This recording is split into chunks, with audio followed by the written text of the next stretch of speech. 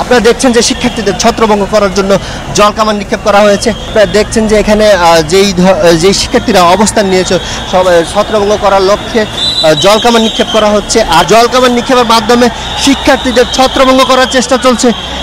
শিক্ষার্থীদের ছত্রভঙ্গ করার জন্য পুলিশ সামনের দিকে এগিয়ে যাচ্ছে। সেই সাথে হচ্ছে এখান থেকে উভয় পক্ষের মধ্যে হচ্ছে একটি ধাওয়া পাল্টা দেওয়ার কারণে হচ্ছে হতাহতের সংখ্যা আমরা দেখেছি। পুলিশের বেশ কয়েকজনকে আহত দেখেছি।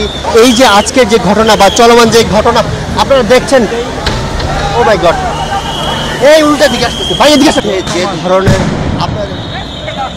আপনারা দেখছেন যে জল কামান মারা হচ্ছে, সেই জল কামান এবং হচ্ছে tear gas, tear shell police শিক্ষার্থীদের ছত্রভঙ্গ করার লক্ষ্যে এবং পরিবেশ শান্ত করার লক্ষ্যে হচ্ছে পুলিশ ব্যবহার করছে। সেই সাথে হ্যাঁ শুনতেছি,